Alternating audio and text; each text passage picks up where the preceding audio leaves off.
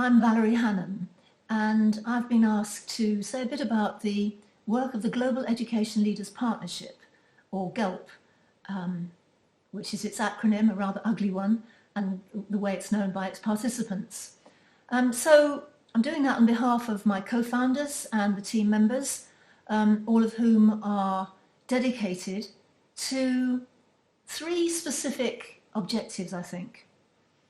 We're about the business of transforming education, and we emphasize that because we are really interested in the transformation and not just the improvement of existing systems. Secondly, we work fundamentally with system leaders. Of course, we're interested, and institutions are immensely important, but our target population and participants are people who are leaders in their own systems. And thirdly, we're increasingly interested in and emphasizing ecosystems. That is to say, looking beyond the boundaries of professional participants in education to involve all the assets of communities. So why are we catalysts? Well, we believe that our work with system leaders has shown that when they go back to work in their jurisdictions, the experience of working with other GELP members intensively over a period of time, thinking about the dimensions of transformation, has a catalytic effect upon them. And we can show that in some of the jurisdictions that they go back to return to work in, really interesting and important shifts have been made towards a better fitting system for the 21st century. We've been working now for over 10 years. We've had convenings in every continent, from Australia to Finland, from Rio to Seoul. Until 2020, all our convenings were intensively residential. In 2020, of course, that wasn't possible, and we had our first virtual convening focused on Washington. And we will return as a hybrid from 2021, starting in the UK. Our method is to have as a focus the home or hosting jurisdiction. And leaders are brought together to look at the leading innovations there and the challenges and problems that that jurisdiction is facing. The aim is to learn from what is going on there, but also to contribute ideas for solutions. So that effort is scaffolded by the GELP team having scanned worldwide developments, synthesized them, and brought into the room guest participating speakers who are at the forefront of those developments. We have had, over the years, many worldwide partners, foundations, universities, the OECD. It really wouldn't be possible to do what we do without a wide network of partners. The work is highly participative, as you can imagine. GELP members need to bring their full selves and contribute everything from their professional backgrounds into the mix. So like many organisations facing a period of uncertainty, we are looking now to think about what kinds of modalities we might use in 2021 going forward. And that's why we're absolutely delighted to be announcing during this festival that we formed a partnership with LearningPlanet as we develop and evolve. Our website, by the way, is under reconstruction, so please don't judge us by that. But a new website will be up and ready very shortly, and we'd really like you to take a look. Going back to this point about being catalytic, so many of the leaders who've been working with us have told us that GELP was the most powerful learning experience they'd ever experienced. So we plan to move forward with LearningPlanet with real excitement, and we hope you will join us. It's a great pleasure to be here and to hear that Valerie is issuing a new book. I think Thrive. The topic of the flourishing is and the thriving of people is just presumably the most important that we have today.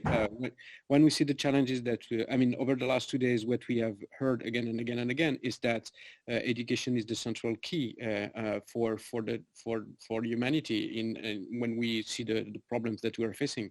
But more than education, it's about learning. It's about the transformation of people, and it's about how we change the system so that people can actually transform. And so she eloquently put that together, and I'm sure that this book perfectly reflects what we are all aiming for, some guidelines and some references and some help to find how we can actually transform the systems so that they can benefit the people, our kids, ourselves, and mankind. And so it's perfectly aligned with what we're trying to do as LearningPlanet, because what is amazing to see is that on one side we have so many problems and systems that are so obsolete, and on the other side you see so many people that are engaged in trying to find other ways to teach and learn. And I think there is something very profound in the fact that we are all dealing with that. We are all human beings. We are all flourishing through learning. We need to know thyself. We need to take care of the others. We need to see how we can help and care about the others. This is the most nurturing thing that we can do. Science is showing that happiness is essentially composed of how you can work with how in peace you are with yourself, how many connections you have, and how connected you are with the planet and with nature in general. So I think there is something extremely profound that that there is a gap between there is an abyss between where we are as a trajectory for a civilization and where we should be as human beings for flourishing.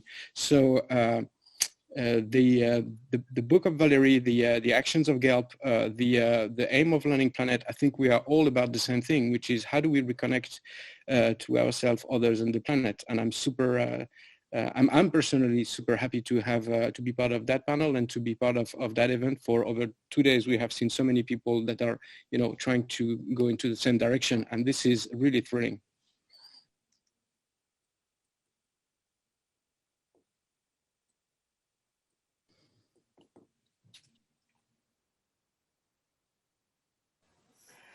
So it sounds like the LearningPlanet has been set up as a knowledge hub, and they've started some conversations with GELP, and we'd love to hear a little bit more about what those conversations have held.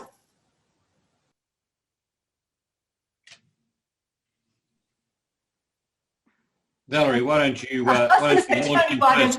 Yeah, we're all waiting for each other there. We are such a polite group. But Valerie, go first. Sure, okay, I'm happy to kick off. Well, sorry about the sun in my eyes. It makes me look very illuminated, but there you are. I'll sit back. Before we get on to the potential of the partnership, maybe a little bit of history about us, which is that the Global Education Leaders Partnership has been going for over a decade now, so we're kind of old in this fairly new field. And we've had 3 distinguishing factors, I think, or features. I'm Valerie Hannon. The first is that we were keen to build the capacity of system leaders. And we were very conscious that a lot of work was being done with school leaders, with teachers, with great pioneers in this field. But if you were a system leader working in the public sector, where did you go to start to grapple with the big ideas about paradigm shift? Where did you go to have honest conversations about that without fear of being kind of ridiculed very publicly in the press? And we wanted to create a safe space where system leaders could come together to discuss these issues. So that was the first marker, I think. The second thing is talking about system. So, of course, we had to take into account what new institutions looked like and informal settings for learning, but we were also wanting to think big about systems. And increasingly as time has gone on, and as Michael will no doubt say a bit about, we've started to think ecosystem. So beyond formal systems and thinking about all community assets and potential stakeholders and capabilities getting involved. So the shift from system to ecosystem and what's involved in leading them has been a second focus. And then I think the third thing that maybe I should have started with actually is where Gaëll was, which is around, we're really interested in transformation. The gap, the abyss, as Gaëll put it, between what currently is and what needs to be is huge. So we're not just talking about improvements of existing systems or even just turning them into better connected ecosystems, but driving towards very, very different kinds of objectives, thriving and human flourishing, and particularly looking at the future of the planet, on that, putting those central, but transformation of how we teach, what the selection of choices are around curriculum, and particularly how those things are assessed.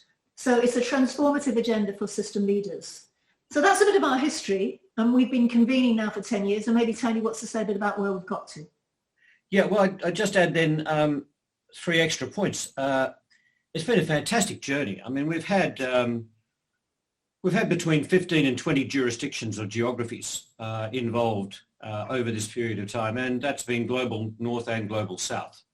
And initially we began with teams of system leaders, but it's broadened to include a whole range of leaders, but leaders who see, as Valerie has pointed out, the importance of redesigning the system. I might say the first point I'll make, though, is that we began with a kind of split screen, interesting tension that leaders need to handle both the way in which they are currently working within a system while they're redesigning it simultaneously in a transformational sense. And that's actually quite challenging, but at least we acknowledge that. But as Valerie's pointed out, we're on the transformation side of this work. Second, we recognize there are a lot of players, and learning is everybody's business. And so we're being keen to connect, obviously, not just with those who are involved in formal education at every level, from the earliest years through to further and higher education, but obviously to employers, to communities, to trade unions, to a multiplicity of players who ultimately legitimize or authorize actually the environment in which you're working. So it's been vital that we've made those connections that we have in each of our jurisdictions as we've moved over the last decade and convened in each other's places, that we've made those connections. The third thing I'd say is that we are very clear you can't do this work unless you engage in the politics of education. This is not something where, in fact, you try and do it beside or bypassing those who are currently in positions of power. And I mean, in that sense, not just socialized power, but positions of being elected to positions within government. And they, of course, see themselves as being policy makers. And we are saying, fine, but you'll need to share that responsibility. And there's a real sense in which we've looked at how you can think again about leadership and governance of systems and ecosystems. That's absolutely vital. Not in any sense thinking that you can do this without dealing with the politics, rather embracing the politics of education, but broadening it to have a greater level of participation. So I'll just add those 3 dimensions to Valerie's overview of the GELP work. Thank you very much, both of you. So we've heard a little bit then about the history of the Learning Planet and about GELP. Perhaps it would be interesting to hear from Michael about your aspirations for the next few years. Thank you, Leonora. I'd love to. I think GELP has always been quite agile, rather as Valerie and Tony have been saying, always happy to think the latest thoughts about what to do next. And we have thought quite hard over the last year, and it's that's led us partly to this exciting partnership with LearningPlanet, which we know will do extraordinary things in terms of not just moving forward the GELP project, but in association with so many other partners. But I think there are 3 things that we want to focus on over the next year or 2. One is to understand the very latest thinking around education transformation. We know that it begins, excitingly, with a restating of the purposes of learning. That's happening everywhere, and it's very important, and we want to be part of it. But there are many routes to transformation, and the ecosystemic approach that both Valerie and Tony have talked about is only one. We want to be clear why, from time to time, the ecosystem way forward is right, what it gets you, and how you do it. So that's one big thing, I think. Mapping ecosystem mapping transformation and understanding the role of ecosystems in that. The second is knowing that you can have the best ideas in the world, and unless you're really sharp and determined in terms of how you move them forward and persuade people, you'll be lost. So what are the routes to mobilizing political and public support for these transformation ideas that we have? That's incredibly important. If there is to be change, it will not be because somebody sitting in the Department of Education in the mainstream ordains it, the main street, but rather because learners want it, and parents, and employers, and teachers.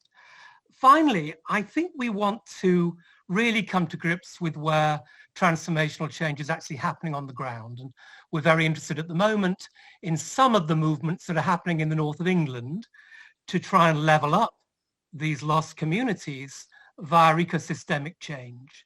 So can we understand the dynamics of disadvantage?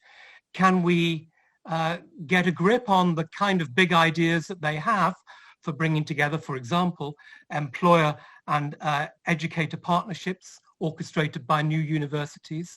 And can we see some of the emerging templates for ecosystemic change around the world?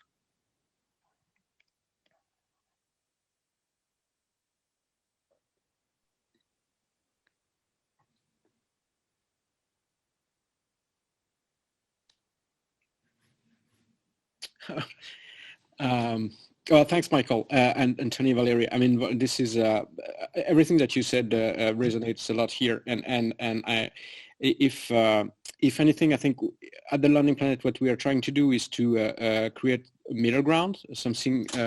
So for those of you that are not familiar with this concept, a middle ground is a structure. I mean, is a place that connects the underground and the upper ground. And so for anything which has to do with innovation, especially at scale, we need some sort of middle ground. We need a place where we connect to the ground. And I echo what you're saying. We need to understand what's happening on the ground, what the scientists are saying, what the entrepreneurs are doing, what the social entrepreneurs are creating, and all those new models, all those seeds of change that can be a different level of growth, and some of them are already flourishing on the large scale, like Kieran, for instance, and others are very confidential and small, and so those innovation they cannot flourish and they cannot scale if they are not connected to the upper ground, to the policymakers, to the administrations, to the organizations, institutions that's their mandate, that's their know-how. They know how to take something and scale it and make it replicate and study how to assess it, etc., etc. And so I think as we are coming from CRE, we are coming from scientific and social entrepreneur side, and we are a very small structure, and we like to be very agile and connect and create things. But what we miss is this ability to think on a large scale and connect to policymaking and connect to institutions so that we can create those bridges everywhere, so that we will be much more powerful. And for us, it's a fantastic opportunity engaging with you and having GELP on board with LearningPlanet that gives that create for us this ground so that we can connect with the institutions, we can connect with the establishment, connect with policymaking, and make everyone much stronger when we propose that we need a radical transformation, radical collaboration, radical change. These are very strong words, and if you don't have all the skills and all the manpower behind, it just doesn't work. And so I think we help each other this way by reinforcing our legitimacy, because it's not just a bunch of hippie at CRE or a bunch of people at GELP. There's a lot of bunches, and so when you look at all the bunches behind LearningPlanet, then you start to see that this is a movement, and that's really wonderful. Thank you, Gaël. It would be lovely to hear from Tony a little bit more about these links, and perhaps a bit more concretely what the partnership would look like for both organizations. Yeah, well, I love the concept of the middle ground, the connecting.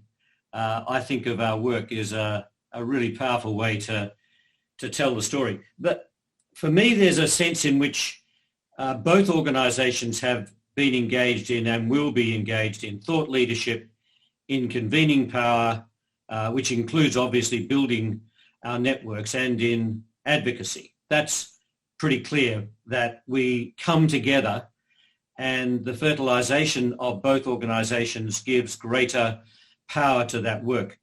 But Gaëll, I think you're right to say that we will get greater reach and spread, as you say, the connecting power of the middle ground as a result of the two organizations working together, the two movements, as it were, working together, particularly because I think of the Learning Planet's reach globally and the intense work, Leonora, that we have undertaken in a dozen or more jurisdictions. So I think we've got both depth and breadth in the way in which we are talking. And then can I say third that it strikes me that the communities that Learning Planet brings together goes beyond system leaders, and GELP itself has been going beyond system leaders. But I love Gaëll's point about entrepreneurs.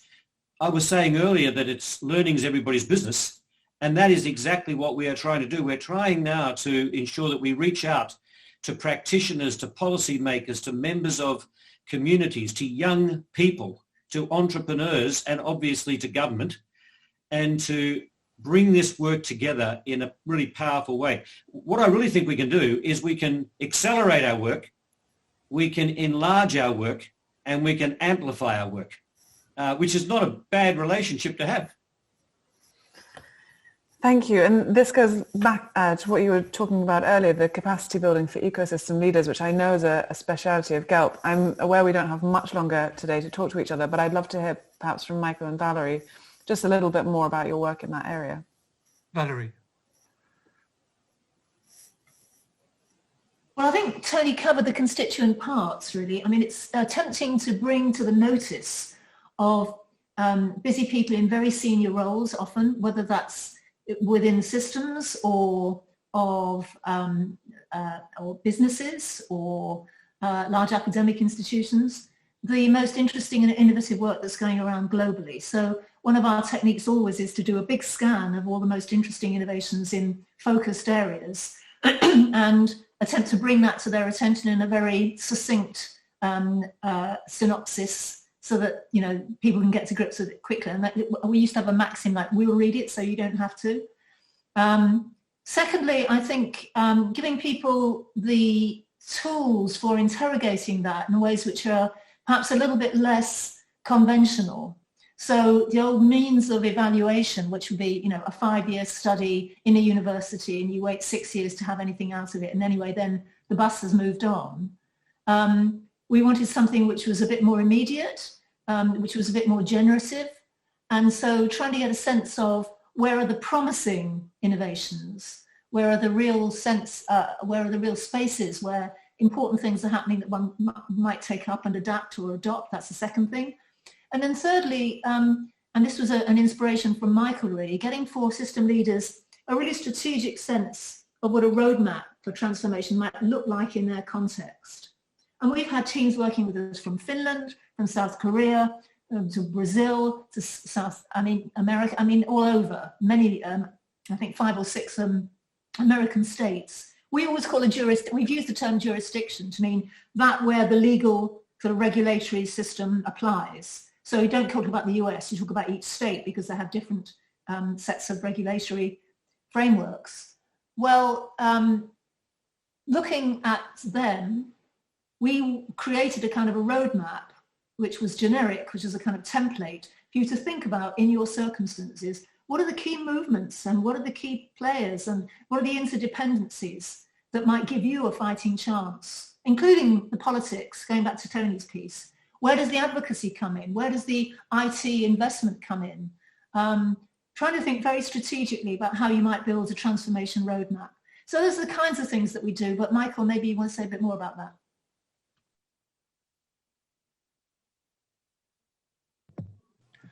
Nothing more on that, just to say that I think there's one other thing that maybe will come through this historic relationship with Learning Planet. As you just said, Valerie, GELP has worked successfully in Korea, in Latin America, in Scandinavia, but I still sense that it hasn't been quite as global as we would all have liked, and that there are parts of the world that we haven't yet reached. And I would say that includes the Global South, Asia, Middle East and North Africa.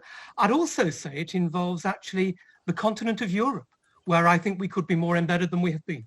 So I'm really hoping that as we play out these big ideas together over the next few years, it will feel completely international and global, rather than one sector of the world.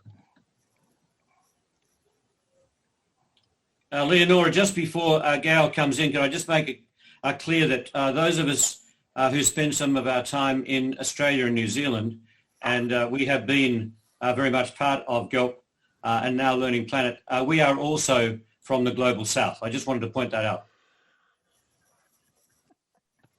You don't say. Absolutely. No, Point taken. Thank you. Gaëll. I wouldn't take that point. I've known this man for 20 years and he's never said that before. it was about time, isn't it? This is great. I love the spirit. And this is so much exactly like what we're doing here. It goes in all kind of ways, and sometimes it's crazy. So maybe to conclude, one of the things that we haven't emphasized enough is that the beauty of creating an open source ecosystem where everyone is invited to contribute is that it's open to students and to kids. And so as at CRE, we have built everything, we have co-constructed everything with the students, and we are inviting everyone to, rethink how they work in terms of schools, universities, with the learners.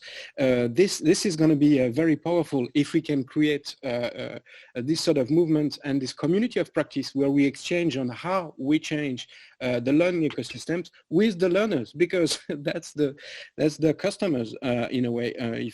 That's the users, that's the learners, that's the people that matters. So the rest is old school, isn't it? So that's really something that